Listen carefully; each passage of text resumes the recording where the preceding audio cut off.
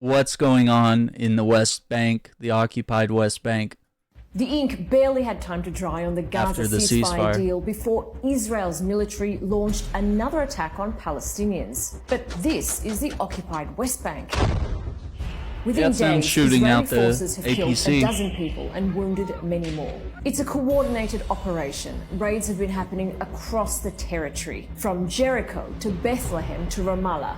But the largest is in Jenin. Israeli forces have been on the ground bulldozers, raids, bombings, buildings, detained dozens of Palestinians, and as usual, bulldozed roads. But it's not just Israeli forces who have been targeting Jenin. In December, the Palestinian Authority, which administers part of the West Bank, launched its own operation in the Jenin refugee camp.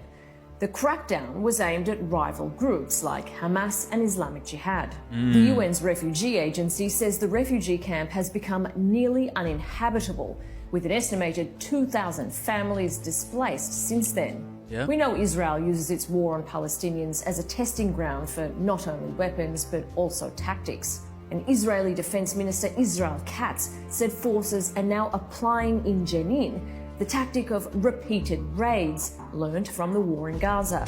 They say they're targeting terrorist groups.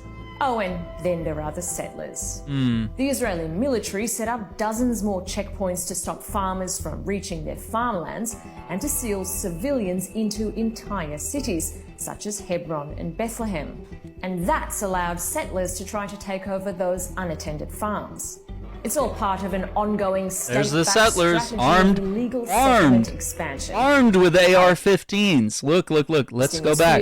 It's also civilians into entire cities, and that's allowed right here. Settlers armed with guns. Look right here. Over those unattended farms. AR-15s right there. Boom. State-backed strategy of illegal settlement.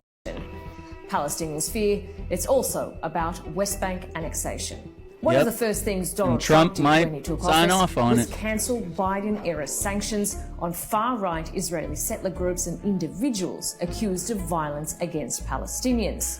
We don't know if any promises were made to Israeli officials in return for backing the Gaza ceasefire. Israel's finance minister, Bezalel Smotrich, has warned Israel is preparing for another war, but in his own words, this time in the West Bank until complete victory.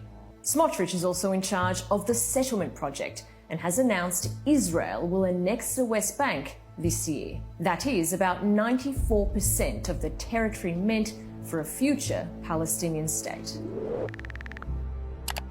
That's horrific.